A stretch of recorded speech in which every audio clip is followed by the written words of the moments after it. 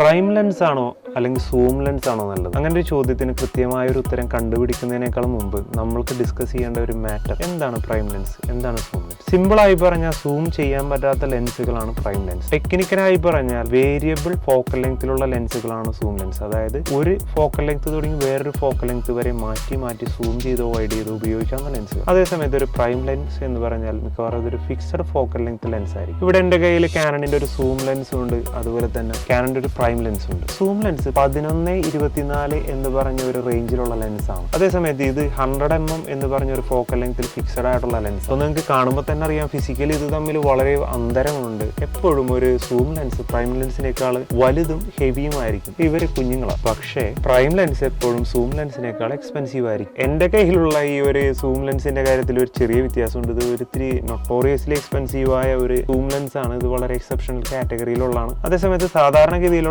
സൂംസിനേക്കാളും ഒക്കെ എക്സ്പെൻസീവ് ആയിട്ട് പ്രൈംസ് ആണ് വരാറ്. ഇനി ഇതിന്റെ പിക്ചർ ക്വാളിറ്റിയാണ് നമ്മൾ ഡിസ്കസ് ചെയ്യാൻ പോകുന്നത്. എപ്പോഴും സൂം ലെൻസിനേക്കാളും പിക്ചർ ക്വാളിറ്റി പ്രൈം ലെൻസിനായിരിക്കും. അതിന്റെ കാരണം സൂം ലെൻസിന്റെ അകത്ത് കുറച്ചധികം മൂവിങ് എലമെന്റ്സ് കൂടുതലുണ്ട് പ്രൈം ലെൻസിനേക്കാൾ. അതെല്ലാം ഇതിന്റെ വിഷ്വൽ ക്വാളിറ്റിനെ വളരെ പ്രതികൂലമായിട്ട് ബാധിക്കും. എടുത്തു പറയേണ്ട ഒരു കാര്യമുണ്ട്, ഒരു സൂം ലെൻസ് എന്ന് പറഞ്ഞാൽ വളരെ വേഴ്സറ്റൈൽ ആണ്. കാരണം നമ്മൾക്ക് എവിടെ കൊണ്ടുപോയി അത് ഉപയോഗിക്കാം. നമ്മൾക്ക് ഒരു സ്ഥലത്ത് നിന്ന് കുറച്ച് അകലെയുള്ള ഒരു സാധനം സൂം ചെയ്തെടുക്കാം, അല്ലെങ്കിൽ നമ്മളൊരു സ്ഥലത്ത് പെട്ടുപോയാൽ നമുക്കൊന്ന് വൈഡ് ചെയ്തൊക്കെ എടുക്കാം. അതേസമയത്ത് നമ്മളെ പ്രൈം ലെൻസിൽ അത് പറ്റത്തില്ല. നമ്മൾ ആ പ്രൈം ലെൻസ് ആയിട്ട് നമുക്ക് ആവശ്യമുള്ള സ്ഥലത്തോട്ട്, അതായത് സൂം ചെയ്യണതിന് പകരം നമ്മളെ കാലുകളെ സൂം റിംഗ് ആയിട്ട് ഉപയോഗിച്ച് നമ്മൾ കയറിപ്പോണ്ടി വരും. ഇപ്പോൾ ഒരു സൂം ലെൻസ് എന്ന് പറഞ്ഞാൽ വേഴ്സറ്റാലിറ്റി ഓർ ക്വാളിറ്റി ആണെന്ന് നമുക്ക് പറയാം. പിന്നെ അടുത്ത കാര്യം, ഈ പ്രൈം ലെൻസുകളെല്ലാം കുറച്ച് നാരോ ആയിട്ടുള്ള അപ്പേർച്ചർ നമുക്ക് ലഭിക്കും. ഇപ്പം നിലവിൽ എൻ്റെ കയ്യിലുള്ള ഈ പ്രൈം ലെൻസ് 2.8 ആണ് അപ്പേർച്ചർ. അതേസമയത്ത് സൂം ലെൻസുകൾ താരതമ്യേന പ്രൈം ലെൻസുകളെക്കാളും കൂടിയ അപ്പേർച്ചറിലാണ് ലഭിക്കാറ്.